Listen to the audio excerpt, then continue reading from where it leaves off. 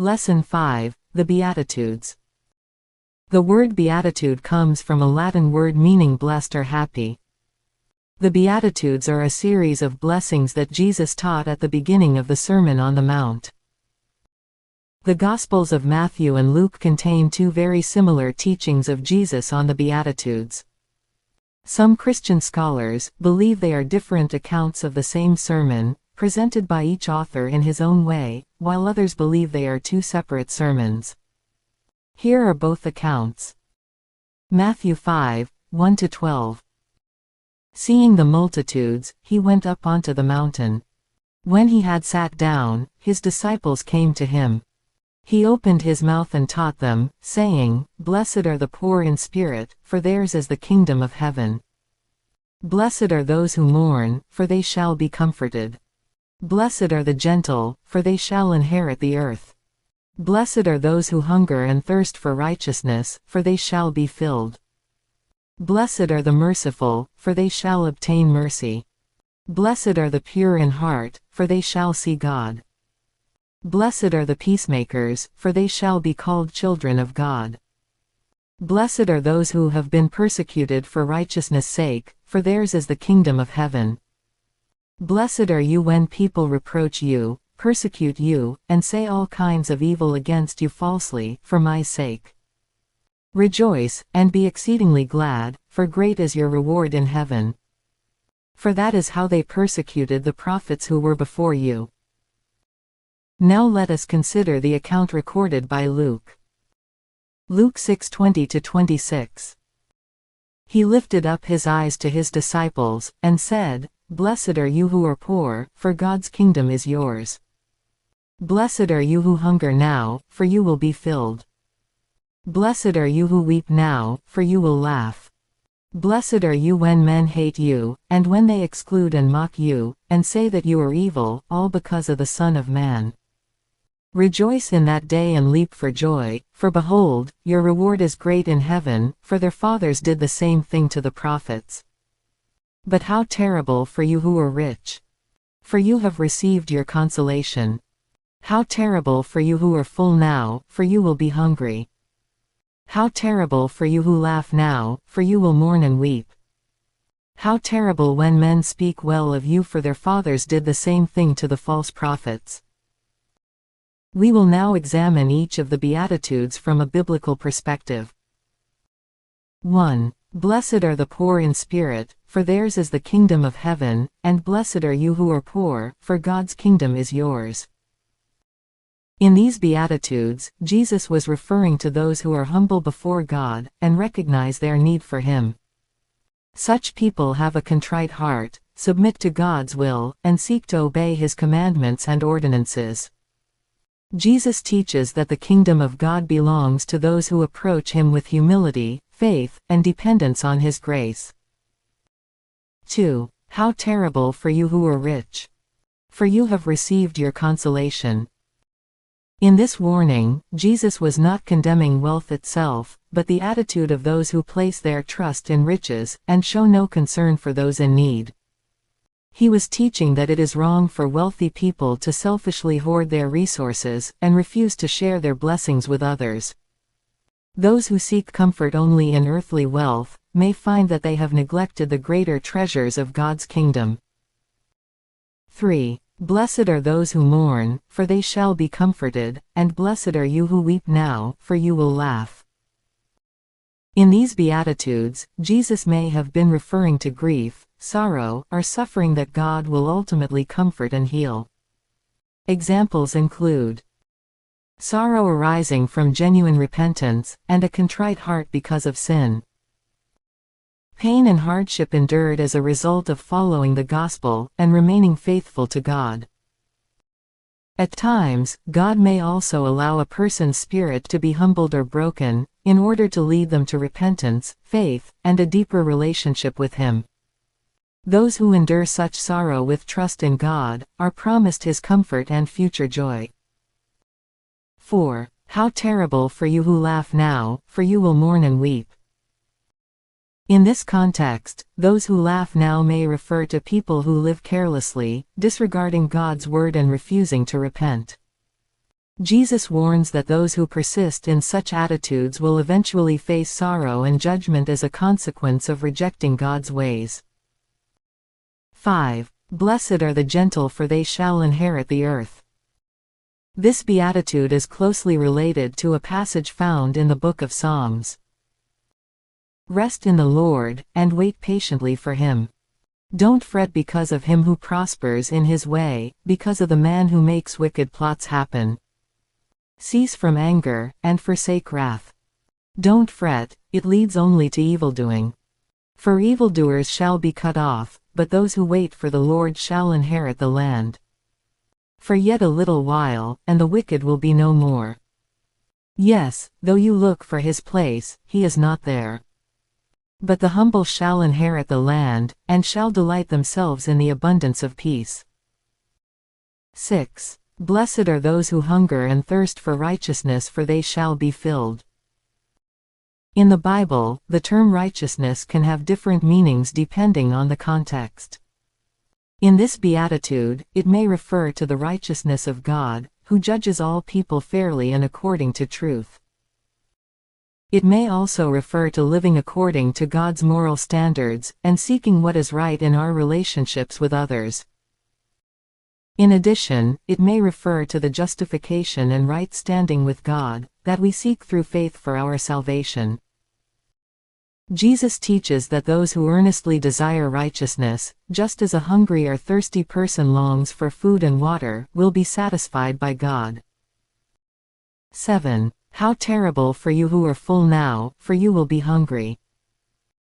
This warning stands in contrast to the blessing given to those who hunger and thirst for righteousness. It may refer to people who are satisfied with a sinful way of life, and have no desire to seek God or pursue what is right. While the righteous will be rewarded, those who persist in wickedness without repentance will ultimately face God's judgment.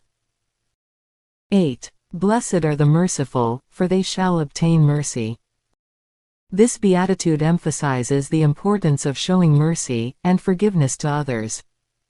Jesus taught that if a brother or sister in Christ sins against us, we should tell them their fault, and if they repent, we should forgive them. Likewise, the Apostle Paul wrote, "Don't seek revenge yourselves, beloved, but give place for God's wrath. For it is written, 'Vengeance is mine, I will repay,' says the Lord." Rather than seeking revenge, believers are called to show mercy, forgive those who repent, and trust God to judge righteously. Those who extend mercy to others can expect to receive mercy from God. 9. Blessed are the pure in heart, for they shall see God. A similar idea is expressed in the book of Psalms. Who may ascend to the Lord's hill? Who may stand in his holy place? He who has clean hands and a pure heart, who has not lifted up his soul to falsehood, and has not sworn deceitfully. This psalm teaches that those who approach God must do so with integrity, purity, and faithfulness. Jesus likewise promises that those who are pure in heart will see God. 10. Blessed are the peacemakers, for they shall be called children of God. This beatitude highlights the value of promoting peace, reconciliation, and harmony among people. Those who seek to resolve conflicts and encourage unity, reflect the character of God, and are recognized as His children. In a similar spirit, the Apostle Paul gave this exhortation. Do all things without complaining and arguing, that you may become blameless and harmless, children of God without defect in the middle of a crooked and perverse generation, among whom you are seen as lights in the world. Paul's words encourage believers to live in peace with others, avoid unnecessary disputes, and serve as examples of God's love and righteousness in the world. 11. Blessed are those who have been persecuted for righteousness' sake, for theirs is the kingdom of heaven. This beatitude teaches that those who suffer because they do what is right in God's sight are blessed. Although persecution may bring hardship, God promises a reward to those who remain faithful. On this subject, the Apostle Peter said, For it is better, if it is God's will, that you suffer for doing what is right than for doing evil.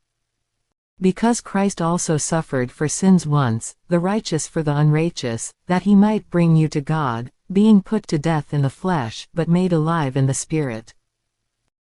Peter reminds believers that suffering for righteousness is honorable before God. Just as Christ suffered while remaining righteous, his followers are called to endure persecution faithfully, trusting in God's ultimate justice and reward.